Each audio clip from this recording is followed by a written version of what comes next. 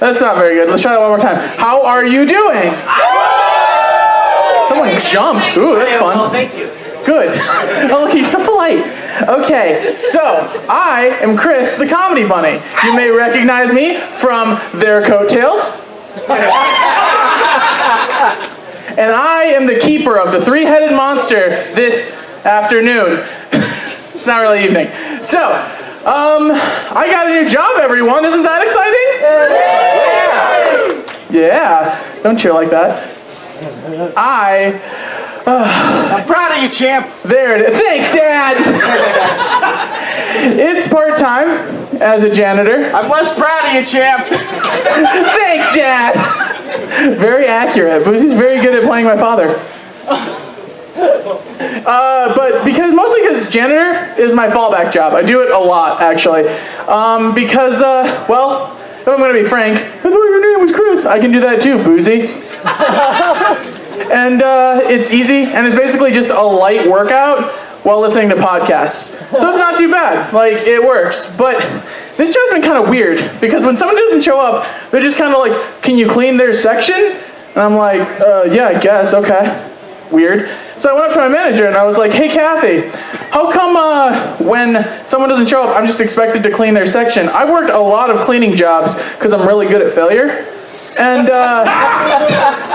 and it usually doesn't work like that. We usually have substitutes that would come in and, fill in for those people. And she's like, oh yeah, we had a few of those, but they got caught smoking meth in the parking lot, so we had to get rid of them. And I'm like, all right, that makes sense. Are you going to hire anyone else? What? Like, are you going to hire other people to do the job and not just do meth? I don't get what you mean. Like, what? What? What do you mean? And I'm like, listen, Kat. Okay, let me try to put it this way. Not everyone who does meth is also doing that job. Does that make sense? And she just seems really confused, right? And I'm like, all right, Kat. They got caught smoking meth in a parking lot, right? Yeah. And then that's why they got fired?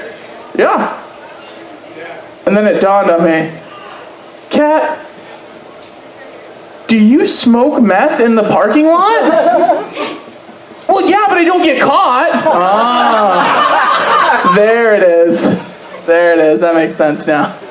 So I guess I know what I have to do to really be a good janitor now. So let me welcome to the stage a man who has never been caught doing meth in the parking lot. The lovely, the talented, the Xander, the Blue. Oh,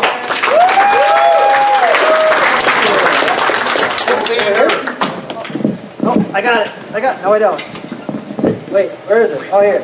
Oh, hey, everybody. How you doing? Oh, we got it? Okay. All right, that's it. Good night. Wouldn't that be great if I did that? Someone's just like, typical furry artist. That's why I give half my applause at the beginning and half at the end. That's how you do commissions. Anyway.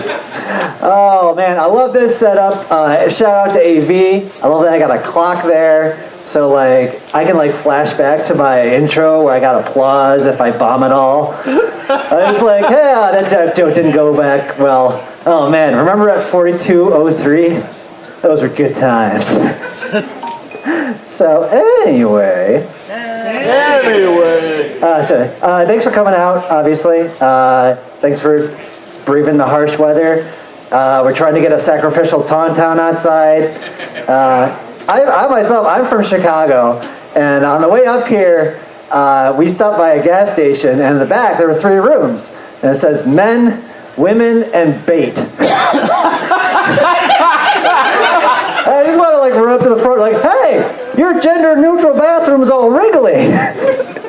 But that's just me. But yeah, fun. All right, here we go. What else I got here? Oh yeah. So across the street there's a mall. I'm sure you've seen it. It's upgraded to a whole mall. It's just like Sim City, where Yeah, things like evolve like Pokemon. It's amazing. And they got a whirly ball there, and I swear, if I don't see a fursuit video in like a month of whirly ball, I'm calling the cops. Because that's just not right. And then there's another frickin', I don't know what they name their places. They have Orange Theory. That sounds like a cult. And then there's a restaurant called The Chinese Experience. And I don't even have to finish that joke, do I? You're like, oh, do they serve Coronas? No, they don't serve Coronas, okay?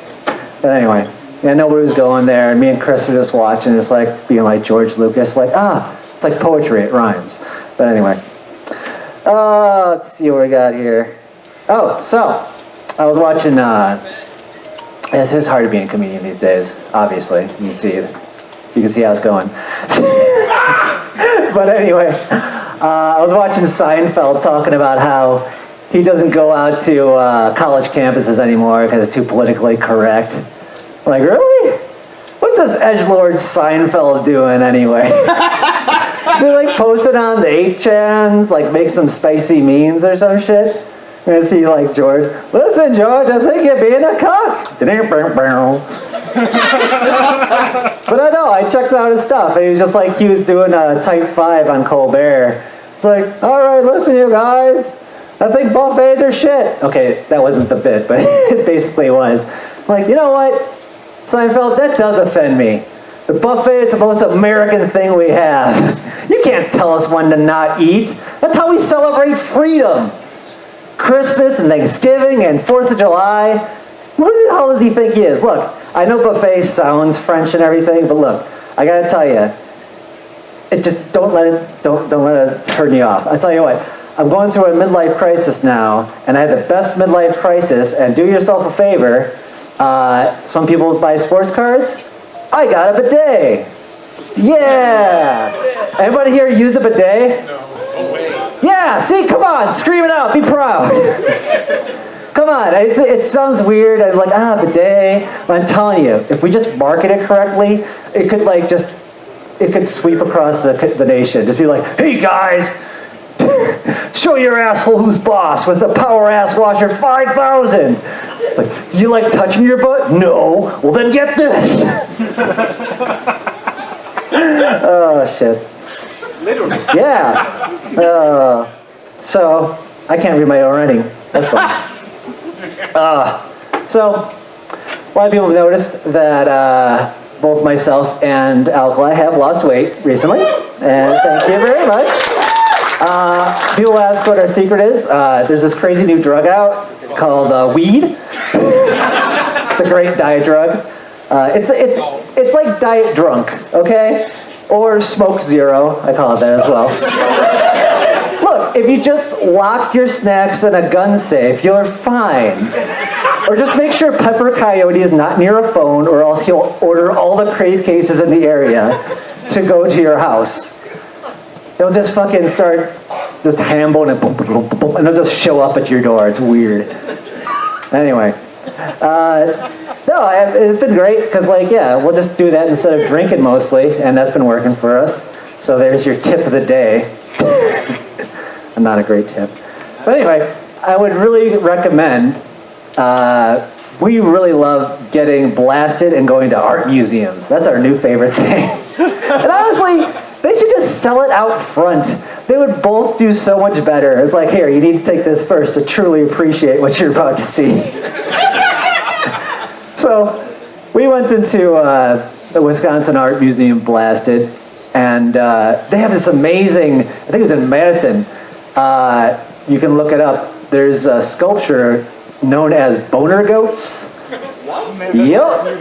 It is two boy goats French kissing with big old boners. It's wonderful, it's art. What's wrong with you? And so they get a lot of complaints about it, you know. But of course I posted on Twitter, like, all the furries like, those are human dicks. That's all they say. Everyone was like, oh my. Of course, Chris notices the background. There's like a goat in the background. Oh, that goat in the background is getting cucked out. Yeah, he gets it. All right. But there's boner goats. It's a great thing. And then there's also, and then over there, I thought this was mean. Like, it's just a regular freaking chair. But that was the art piece. I'm like, this is just a trap. Someone's gonna go and sit in the chair, be like, hey, what are you doing? That's the art. Oh shit, I'm so sorry. But it's like, maybe that's the point. It's like to trick people into sitting into it. Like, yes, I understand. That's why it's called joking hazard. Oh, I got it now. Thank you, artist. So it's a joke, right? No, that's $5 million. Stay out of the chair. So, yeah, seriously, there's just chairs on walls. What else I got here? I brought my wrong notes. That explains everything. No, I'm just kidding. The theme is dystopian future. And in that vein, we have an election coming up. All right. So, yeah, exactly. Man, I'm not going to talk much about it, but politics really is just like pro wrestling. And just like nobody has any attention span. So really, anyone who has a chance of becoming president has to become a cartoon character. Because that's how it works. Like even Trump, obviously I'm not a fan, but he has good character design. I know he's a billionaire asshole Captain Planet villain right away when I see him. And then there's like Pete Buttigieg. And I'm like, oh fuck, okay, Pete, he is exactly what he looks like. He's a gay robot. I call him C3PEDO. I'm like, he seems alright, but like, I know he's been programmed by Darth Vader, so that's true, by the way. Put that on the dark side. And then there's Bernie. I like Bernie. I love Bernie because, like, you know what he is right away. He just seems like the benevolent mad scientist character. Like, he's just like Dr. Light. He's like, listen, I've made Mega Man. He's going after Medical Man right now. He's going to bring back all the medical powers, distribute it among the people. Then we're going after Woodman. I see what you're doing to the Amazon. You are going to feel the burn. And then someone's like, hey, yeah, I'm not a fan of Medical Man, but I've also don't trust scientists. Is Mega Man going to give us back the medical? He's a good boy. Mega Man's a good boy. He will get you the medical. Look, I programmed him on an app on my phone. It's all good. So, all right. I'm going to finish it up here. All right. So, I love Chris the Comedy Bunny. They exposed me to wonderful things. They are my Aladdin to the world of weird porn. I'm just like, hey, what's that? He's like, here, check this out. And he's just like, here. I'm like, oh, a whole new world. He's like, don't you dare close your eyes. So recently he showed me Harley Quinn fart porn. And it's wonderful and beautiful. Yeah, you can look it up. It's very well done. Good costumes. Good accent on Harley Quinn. It's a first person's perspective from Batman, so it's great. But she's just like, hey, Batman, I ate a big burrito. And then she just leaves dead space there. So it's just like, oh, no. But there's lots of dead space within it, right? So you can role play being Batman. It's a lot of fun. Like, oh my God, Harley. What is the Joker feeding you? What is he giving you, fish heads? Oh my God. Harley, my mouth is the only hole in my suit, my weakness. It's in my mouth. Oh my God, oh God, that last one. I think you retroactively killed my parents.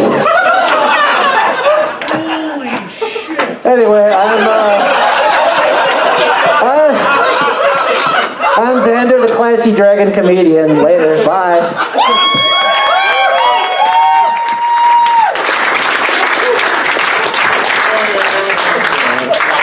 Xander, what the Hi. fuck? It's a really good video. I'm not getting on that magic carpet. Oh, it's great, trust me. It's so funny. She's like really going ham with it, man. She's turning it up to 10. She really believes in it. She wants everyone to have a good time. I've had about 10,000 different jobs in my life. I once had a job assembling hospital beds with an ex-pimp. Isn't that a fun sentence? Poverty does have a few silver linings. So I'm getting to know this guy, right? And he's all like, yo, they called me Big Cheddar back in the day. I had a small but effective operation. I'm like, oh yeah, how big? I had about 3 girls. But I always treated them right. He was very good like that. BC really treated his hoes with equal respect. It was a good thing. He really made sure to emphasize that point. And I was like, all right, BC, I know you're a woke pimp. So we're talking back and forth, and I'm like, so what happened, BC? I mean, you had a small but effective operation. He's like, Big Cheddar got shredded by the police and went to jail. And I'm like, oh, that's really but that didn't stop me. Oh, you're still going. I started up a small but effective business in prison. It was a little hustle, dealing in goods and services. And I'm like, I asked while adding handrails to a hospital bed that a cancer patient will eventually die in.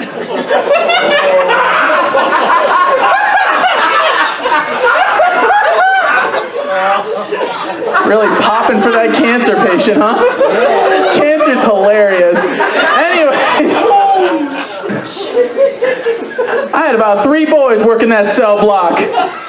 And I always treated him right. He was an equal employment opportunity pimp. It was really cool. In his eyes, anyone was a hoe. It didn't matter.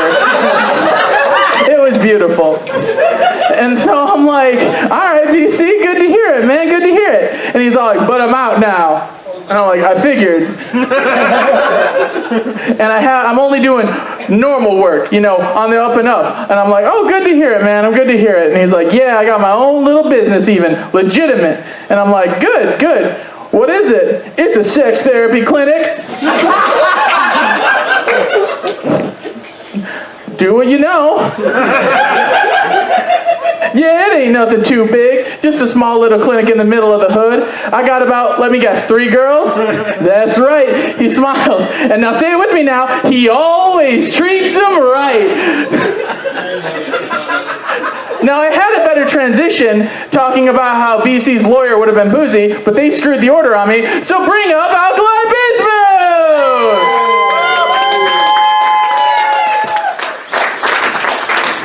You need your phone? Sandy, you need your phone? No, you're good. Okay. I need his phone. Sorry I'm late. I was doing meth with Chris in the parking lot. With a cancer patient that's going to die in his bed. That's what I got from his conversation, because Chris is one of the most interesting people I've ever met. Chris is the only person that can deliver the following line with impunity. He looked across a table with myself, Xander, and a few of our friends sitting around, and said the following: let's take a rip off this bong and watch some Barbie. I know what you're thinking. Boring night. You would be incorrect. Because that's the night. That is the night that we learned that the people that share an alleyway with the back of my garage, the people that I can hear yelling at each other constantly and are entertaining as hell, not because they're yelling, that's horrible. Conflict is ridiculous. But if you're clever and a kind of an asshole, the insults are amazing. Well, on this night, the insults stopped because we heard a phrase. We heard the one phrase that you hear and you know, the fun is over and we need to call the cops. And that phrase being, well, you're not taking the kids. Oh, one moment. 911 is on speed dial because that saves me exactly 1 phone button push. We heard this argument coming from the alleyway. I picked up my phone without thinking, because this is serious. No one wants to get hurt. There's a fight. there's a couple in the alleyway behind the garage screaming at each other about child custody while we are watching Barbie and getting ripped out of our ass. Out of our minds, out of our asses, a joke. Later in the set, we'll come back to that. So I called the cops, and the moment I put down the phone, I realized something. I just called the cops, and weed isn't legal yet, and my garage is a drug den. Now, I know Xander. Xander is the love of my life. Xander is one of the most clever people I have ever met. I can always bounce any creative idea off of him, and it will always be better. But if it comes to simple instructions, remember that dragons don't actually exist. I told him, Xander, we need to put away the weed, we need to clean off this table, we need to get inside. He looked at me and said, "Por qué?" We had a 5-minute conversation about that language. It did not help the situation. So we started slowly and meticulously cleaning the garage. Chris is handing me items, but Chris is also a little messed up. So Xander is like, yes, I know that this bong shouldn't be on the table. Here you go. Chris is handing me hammers and hacksaws. Like, all right, you're not helping, but I really appreciate the effort. So we finally get everything cleaned up, and we go to the door. Chris, being the smart one, says, "See ya," and runs. I don't know if that's really that smart. I got priors, ain't dealing with it. So now it's me and Xander. Dark garage. Dark except for the lights flashing outside. I open the door. We can hear the conversation. They are directly behind the fence in my backyard. I say, "Xander, okay, go to the house." And he says, "Okay," and does what we would all consider, obviously, the most nonchalant walk from the garage to the house.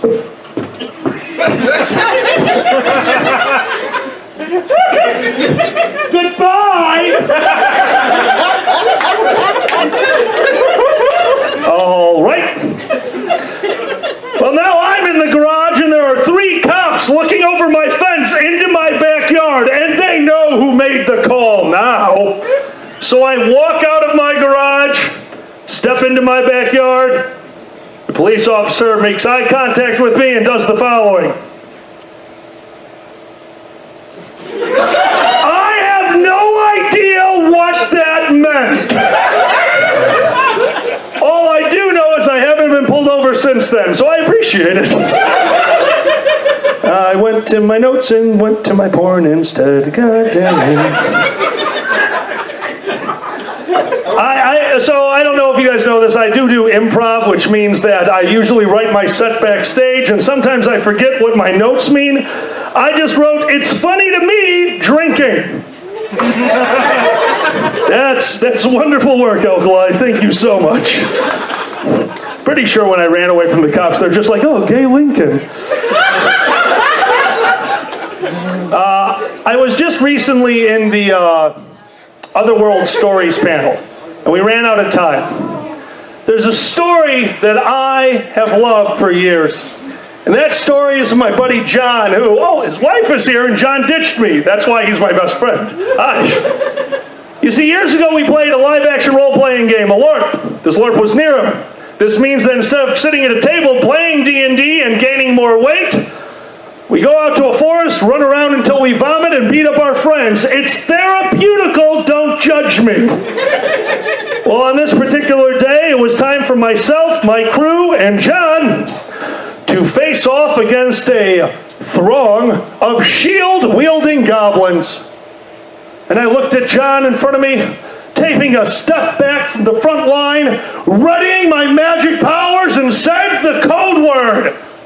Javelin! His name in the game being Javelin. Javelin! Quack! Quack! And he went, "Okay," and kept fighting. I said, "Javelin! Quack! Quack!" And he said, "What?" I said, "John, what goes quack, quack?" And he goes, "A duck." Oh. That was his first time playing Nero. Since then, he has been the cause of many random stories. He is the gentleman that curved the bullet.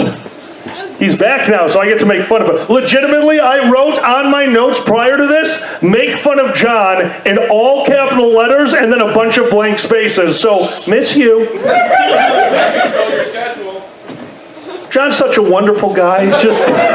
He's so helpful and definitely not bald. We had an incident. I forgot the story that I was telling. That went well. Hell, what the hell story was I about to tell about you? Curving the bullet. Oh, curving the bullet, thank you. Hey, I don't want to look at my notes because the next note actually says this. Have that lead into lawful neutral character being in charge of the snowplows in Chicago. Brilliant idea. Totally saves the morning commute. It kills everyone driving before 3 a.m. Millennials are salty. That should help the roads. Also car fires, except Emmy. My notes are pointless. Don't look at me. Help me out. What the hell was the story again? Thanks. I'm just making you guys say it. See, that's how I get you guys involved. I'm trying to get everyone involved in this. That's why I did meth in the parking lot with Chris a few minutes ago to bring some energy into the audience. Isn't it fun?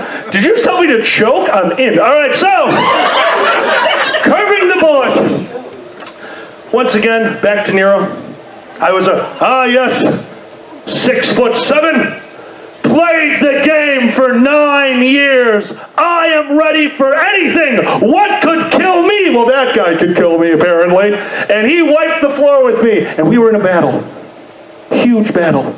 20 of us in the field. And as I was laying on the ground laughing because of how easily they murdered me, I look and see my buddy, the new De Niro, still making fun of it in his own weird way because he knows how much fun it is, but he's cooler than me, so however, in this moment, the true nerd, the true jock nerd became my friend Javelin, because as the 3 NPCs, the 3 bad guys, the 3 that had just killed me, start to approach me, my tough, manly friend goes, nope, and just starts falling over dead. He's just given up, but it was a ruse. Deception! Deception! As he falls over, he sidearms a spell packet. To give you an idea of what that means, this is a handkerchief that I've apparently blown my nose in. You fill one of these with bird seed, tie a rubber band about it, and that's how you cast spells. As he was falling over, he said, I call upon the earth to cure critical wounds, and sidearmed the packet. And God said, all right, you get 1 win in life. I hope you used it wisely. And the wind kicked in, and I watched this stupid piece of cloth curve around the bad guys and hit me dead center in the chest. 40 points of healing, I'm back in the game. They kill him. Here's the thing about LARPs. If you've ever D&D'd, if you've ever played a video game, they want you to die every day, unless you're playing Mario or any of your dumbass video games. Super Meat Boy? Go fuck yourself! I played Super Meat Boy for 5 minutes. I needed a new computer. He curved the bullet, striking me in the chest and healing me as he died. The NPCs don't want a full town wipe. They didn't mean to kill us all. It was just fun that way. And they were trying to decide what to do because they thought everyone was dead. But I'm back, baby! My friend saved me! I run forward, kill the first one with my small, minuscule healing, get John up. We finish the battle. He comes to me afterwards, goes, dude, you were fake? I said, no, you curved the bullet! And my jock, my manly, my amazing friend, did the girliest squeal I had ever And he has been our healer ever since. John, thank you so much for all your help in Fursquared. You rock, dude. But it wouldn't be complete. I'd feel remiss. I'd feel angry if I didn't make fun of his wife, too. Hi, Diana. How you doing? Would you like to hear how they got married? Yeah, I know I don't have to do that, but my notes go into random nonsense about snow removal. This is your problem now, fat ass. I can call him that because I'm fatter than him. That's how it works. How you almost died. I always almost die. That's like 40 different stories. You see, sometimes true love comes in many different forms. And sometimes true love comes in the most ridiculous way to propose to a person on the face of the planet. But you see the two of them, madly in love. Was it a Valentine's Day or okay, it was just a random day. John buys tickets to the nicest restaurant he can. He's planning for the day. He has asked all of his friends for advice, and at this point, the ring is in his pocket of his sports coat. He walks into the restaurant, him and his wife, ready to eat dinner. And as he sits down, she says, "I'm cold, can I have your coat?" And he looks at her and thinking, the ring is in my pocket. I can't give this to her. I need to answer right away. Went, "No!" And she looked at him like he was an asshole, because he was. And said, "I'm cold. Can I have your coat?" And he, panicking, not know what to do, reached into his coat pocket and said, "Here." She reached down to the floor, to the small black box that had skidded across the table next to the other table of people. Picked it up, opened it up, saw the ring, became overcome by emotion, knowing that this is the person she's going to spend the rest of her life with. And John looks at her and goes, "Well?"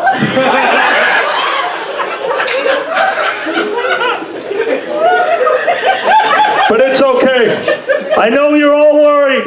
I know you're all afraid. I know that all of you are looking back there at the two of them and saying they're just good friends, but that is not the case. She said those two magical words, those two brilliant words that will ring out forever in his mind. She said, "Thank you."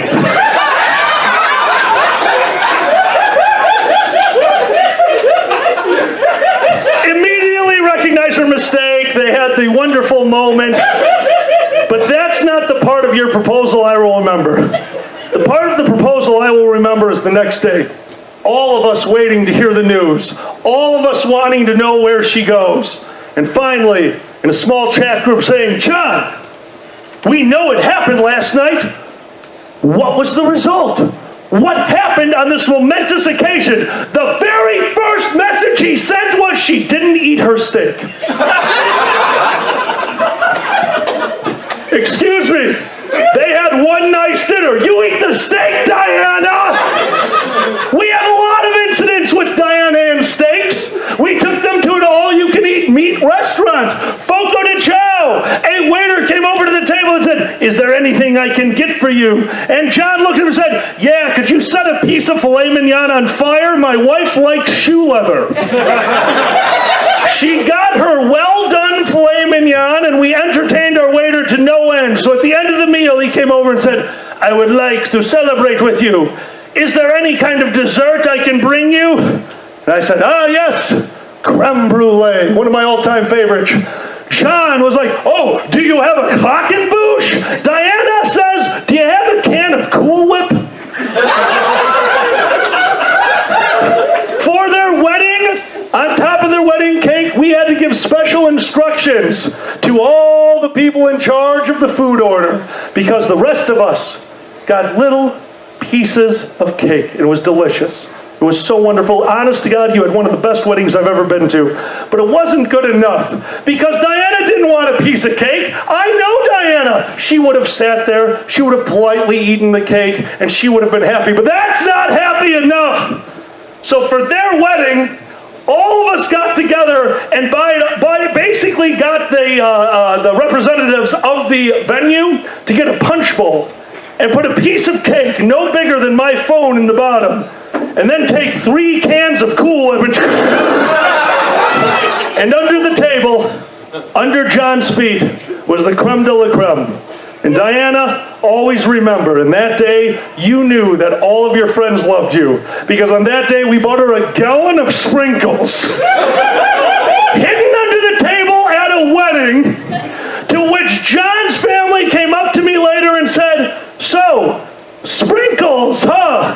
And I said, to be or not to be? And they said, not, and walked away from me. But that's okay, they ended up eating most of the sprinkles. Guys, my name is Alkali. Thank you so much. Let's give it up for Chris, the Comedy Bunny.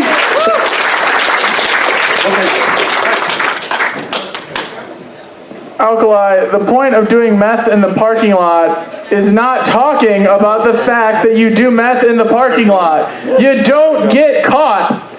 Rule 1. You haven't been to Fursquared. Apparently rule 1 is do meth, guys. Do not cheer doing meth. It's we do meth for you. Do meth for you. Oh God. All this reminiscing has reminded me about the first job I ever had, actually.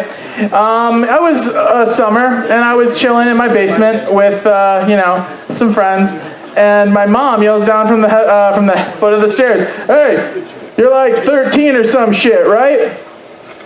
Yeah. Get a job." Any particular kind? No, just get a job. All right. Now, to her defense, I asked her what she meant later, and she was like, I don't know, like shoveling or like raking leaves or some shit. I don't care. And I was like, oh, wow, okay, that made way more sense. Because what I wound up doing was I went to Craigslist in the early 2000s and applied to any job that said requires no experience. It was a fiasco, guys. I made so much questionable money that summer. I didn't have a job for more than 2 days, but I had a lot of money, and I felt like a rich white capitalist. It was amazing. But by far my favorite one out of the, cavalcade of jobs I had was when I applied to be a foot masseuse at like a mall salon or something. And so I had an interview at noon, but I didn't have a car because I was 13. So I called my buddy. I'm like, hey, buddy, drive me to the mall so I can go to a job interview. And he's like, okay, cool. So he drives me to the mall, and I'm like, cool, it shouldn't be more than an hour. Just hang around. I'll find you after. He's like, sweet, whatever. And so I go up to the salon, and out pops this 4'0" ancient Vietnamese woman. And I'm like, hi, I'm Chris, the Comedy Bunny. And she's like, I like your stage name. And I'm like, thank you. But really, she said something so Vietnamese that if I repeat it, it will be a hate crime. And I go, excuse me? And she's like, do you know how to rub? And she's doing this motion with her hand. And I was like, what? And she's like, do you know how to rub out? And I go, well, I'm 13. Yeah, I know how to rub one out, but not like that. What is this? And she's like, feet, do you know how to rub feet? And I'm like, oh yeah, I can rub feet. And she's like, good, you start here. And she shoves me in the middle of this assembly line of like 5 different Asian women who, if you stacked them all up, maybe come to my chin. So like here I am, the fat white Gandalf in the middle of a sweatshop of hobbits. And I got Mama-san on my right, popping off in Korean, and I got Kiko on my left, trying to give me some advice in Japanese, and I got Karen, whose feet are in my hand, popping off in like passive-aggressive soccer mom about how I'm going full Lenny on her feet. That is a Mice and Men reference. That is 2 literary references in one joke. Boom! My English teacher would be so proud. I got someone in the back. Thanks, Dad! But I am losing it, guys. I can't handle myself. I can't keep up with these women.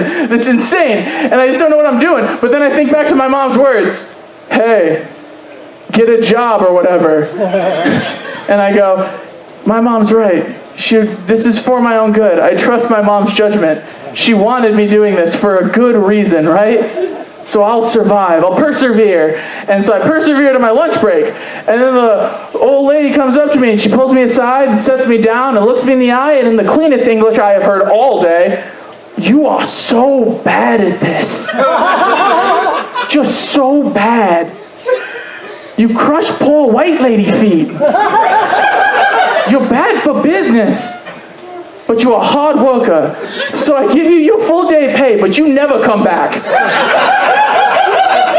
And I'm like, yeah, all right. So she gives me $60. I leave. I go find my buddy who's been waiting for like 4 hours at a Hot Topic. And I'm like, hey, dude. And he's like, oh, shit. How'd the interview go? And I'm like, well, I got hired. Then I got fired. But I got paid. So you want to go get the new Pokemon game? It was a good time. Fuck, my segway's fucked up. Boozy, get up here! Woo, Boozy! You have a cane.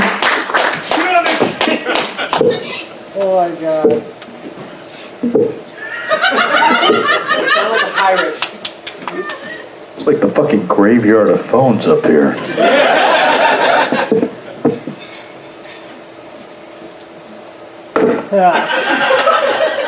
Don't forget it. Never gonna move the cones off. Oh, God. Don't beat me again, Daddy. Stay off. Several months ago, I informed you about proper etiquette in relation to Twitter. I'm happy to report that not so many of you are talking about fucking kids or beagles now. However, we need to talk again, motherfuckers. Because it seems you are confused about what an opinion is. I'm hearing a lot of people say they don't like me because I have opinions. I'm being blocked because I have opinions. So let's be clear. I don't like mayonnaise on my sandwich. It tastes funny is an opinion. Parasite did not deserve to win Best Oscar is an opinion. The Jews have a cabal that they are controlling the world with is not an opinion. No one dislikes your opinion. People will say that. They don't like my opinion. Like what opinion? Well, I believe that marriage is between a man and a woman. Uh-huh. And there are only two genders. Yeah. And the dark-skinned people are just genetically predisposed to commit more crime. You see, I see where the confusion is, because those aren't opinions, that's bigotry. And it's cool because a lot of people are making that mistake. Just turn on Fox News. But I get it, though. I get it because people do have opinions. They have opinions that are very strongly held. They can be on very passionate topics. Like everyone has an opinion on abortion. For example, how many people in this room have had an abortion? Don't answer! Do not raise your hand when a fat guy walks up and says, have you had an abortion lately?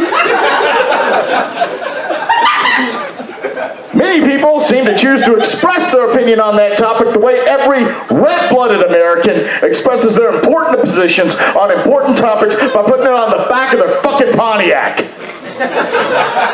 The other day I'm driving, I see a bumper sticker. It says, you can't be Catholic and pro-abortion. And I felt that was a little misleading because is anyone really pro-abortion? Pro means that you are really in support of people and are trying to change people's minds. Like pro-life. We know there are people outside of those clinics with signs. They're being assholes and screaming at people, right? You know, have you considered all the options? Is there some guy wandering the nation in a rain slicker, kicking in doors in maternity wards with a shop vac and a coat hanger? Pardon me, ma'am! Have you thought this through?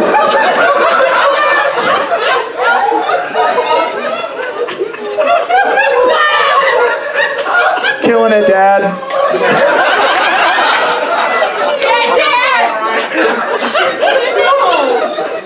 Obviously, I don't support abortion because I have 4 kids.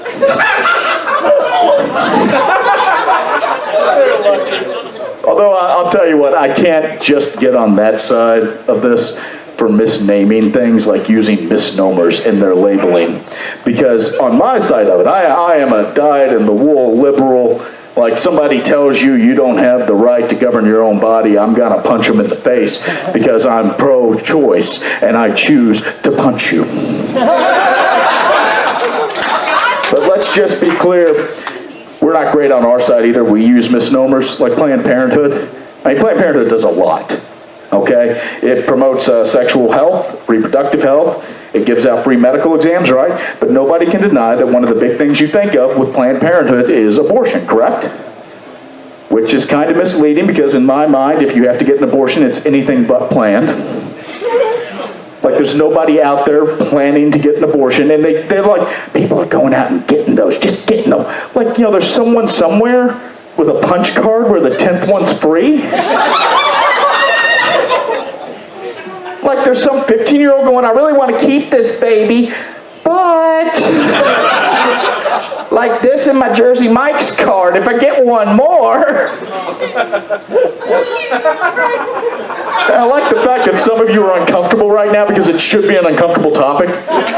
Like, you asked me what my opinion is on it, and I'm like, dude, I'm pro-choice, but I'm a fat, white, cis male who's never going to get pregnant in my life, so I don't feel my opinion has a lot of weight, which is the direct opposite opinion of all of our senators.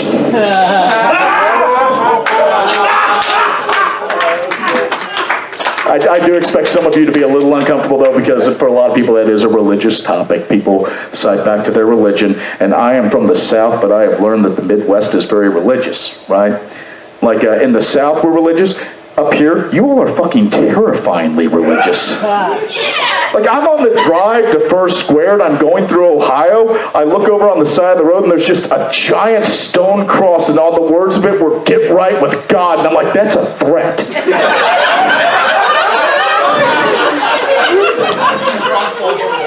And it would have been bad enough there, but like 2 miles down the road was a poster with Jesus staring at you like this.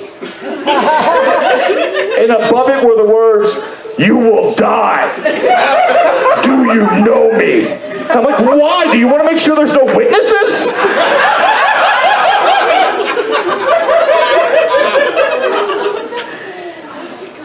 I really shouldn't joke about that, but I gotta be clear. You know, folks, chill the fuck out about religion in the Midwest. Okay, Jesus is the Lamb of God. He is not Silence of the Lambs. You need to be worried if the call and response, instead of "peace be with you and also with you," is "would you fuck me?" and the crowd answers back, "I'd fuck me." If the priest says, "turn to page 436 in the hymnal and rise to join in Goodbye Horses," get the fuck out of the church. I shouldn't joke about religion. Bad things happen to me when I joke about religion. Like my drive here. This is why bad things happen to me. First of all, I want to give a huge shout out to the crew that started Fursquared. You know, the fucking geniuses who started a con in Wisconsin in February.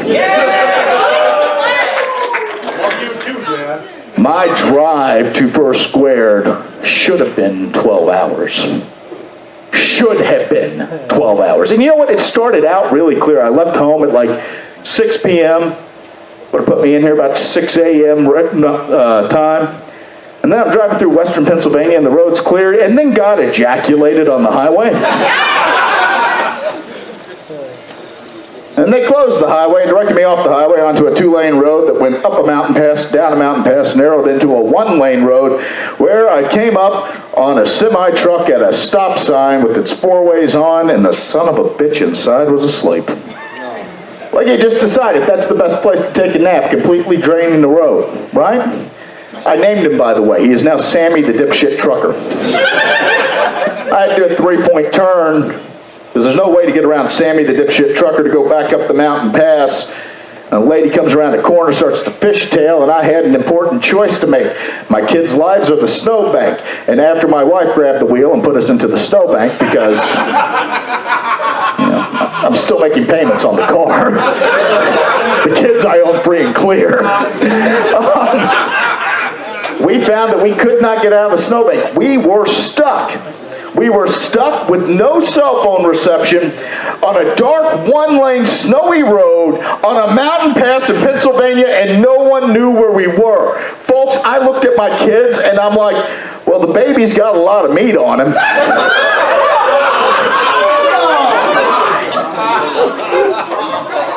I could eat my wife, but it's not my birthday.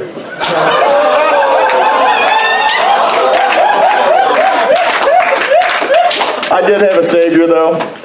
My Savior came in the form of a gentleman in a Crown Victoria who rounded that mountain pass, saw us, rolled down their window and said, "You all need some help?" I said, "Yes, we do."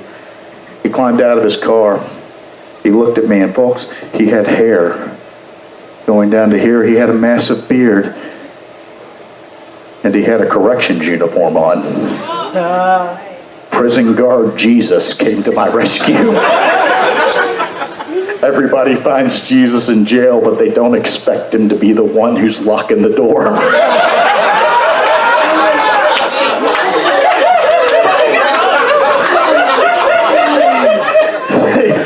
They could not get me out, by the way, but then they looked at me and they said words that will forever ring in my ear. "You're gonna need a tow truck. Don't worry, I'll call my barber."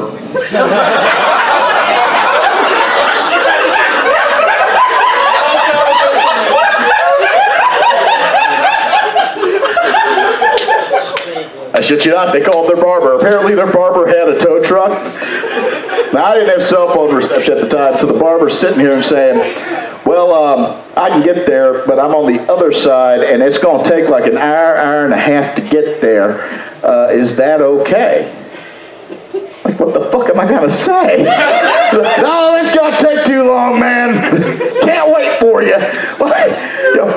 "It's going to be another hour. Are you okay with that?" "No, man, just forget about it. We live here now." They did pull me out. They got me going, got me back on the road again, which was wonderful.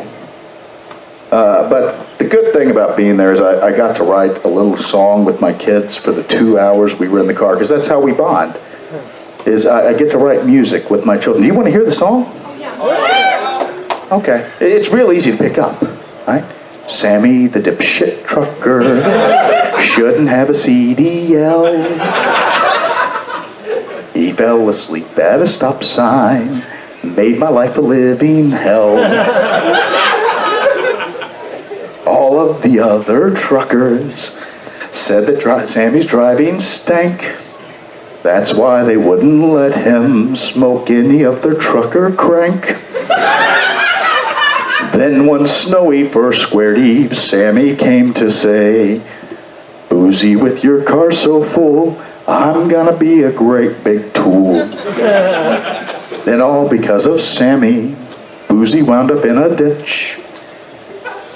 You know, I may not know him, but Sammy is a son of a bitch. Truckity truck, truckity truck, man does Sammy blow. Truckity truck, truckity truck, Boozy stuck in the snow. So that when my kids sing that at school. But family time is important. I grew up in a very close family, a very nice family. We were, for all intents and purposes, the Prozac poster family. Everybody in my family had a mental thing going on. Like the dog was on Prozac, not because he had a mental thing going on, just because he had to deal with the rest of us. My mom has a mental thing going on. God talks to her. You know what he says? Vote Trump. I think mom's confusing the source of the messages. But nothing tops my grandmother. Like when you say grandmother, you think warm hugs, cookies, good meals, right? You have never met my grandma. My grandma was mean. And I don't mean like she was a little crabby. I mean like she would just randomly scream in German. All of my friends, grandparents fought in World War II, and so did my grandma. That's why we can't go back to Europe. People would compare pictures of their grandparents back during the war. I did that too. And you don't know joy until you compared your grandma's photo with Nazi war criminals, just to be certain. We ended up putting Grandma in a home. My cousin died. They said it was an overdose. We're not sure. We're still checking her whereabouts on that day. We had to put her in a home. She was not too fond of it. She had an oxygen tank. They put her on the first floor right across from an emergency exit. One day she got very curious about that emergency exit. I left and I called my father and I said, Dad, you may want to move her to the second floor. He said, why? I said, well, there's that emergency exit. She's getting really curious, like she's got a look in her eyes, Dad. Something's going on. He goes, well, if they move her to the second floor, her oxygen tank can't get down the stairs. And I'm like, that's the point. I called the home and told the home, I said, you need to move this woman to the second floor. They're like, that's our mental care unit. That's our memory care unit. Does your grandmother have Alzheimer's? I say, no, she has assholers. Does she suffer from dementia? No, she's just demented. She did eventually get moved to the second floor after she tried to make an escape, which, man, that frail little old lady could hoof it with the oxygen tank. Took 4 cops and 3 tasers to bring her back in. They decided that she needed to eat with the other residents, because she wouldn't. She refused to. She would sit in her room and eat, I assume because there were a lot of World War II veterans and she was afraid someone would recognize her. So the director of their resident life came up with what he called a competition. And in that competition, they were going to tell her she won, and therefore she got to have dinner with him in the dining room. Now, they call my father, who is also an attorney, to clear this with him. And he says, and I quote, did we give you the waiver yet? And they said no, and he said, okay, 2 things. 1, this is a horrible idea. 2, please sign the waiver. They called me. They weren't very enamored with my father's response. I picked up the phone. They explained the plan to me, and I'm like, well, did my dad give you the waiver to sign? Yeah, do whatever the fuck you want. They pulled her into the dining room, and she's sitting there with her oxygen tank, little docile woman, eating with her fork and her knife. And the director of family life, our resident life, is sitting there and talking to her and trying to get her involved. And she looks up and she says to him, excuse me, young man, could you pass me the salt? And he reaches out and passes her the salt, and she stabs him in the fucking hand. They called me, and I said, you signed the waiver, asshole, and hung up the phone.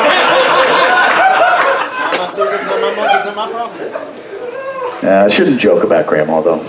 Grandma has been gone 8 years next month. Oh, she's not dead. We just don't know where she is. They came in one morning and found an orderly knocked out and tied up in the bathroom and the window open. She was last sighted in Argentina. Folks, I'm Boozy. That's my time. Thank you very much. Don't get off the stage yet. All right, can I get Xander and Alkali back up on the stage, please? Woo! Boozy's dropping money. Oh, excellent. That's Jagger's problem. That's not for the charity. Meth really getting to you, huh? It was in the parking lot. Yeah, it was good stuff. All right, everybody. This has been Xander, Alkali, Boozy, your 3-headed monster. I have been Chris the Keeper. Good night. Enjoy the rest of the con. Also, get out, because we got to reset for sound check. Thanks, everyone. Bye.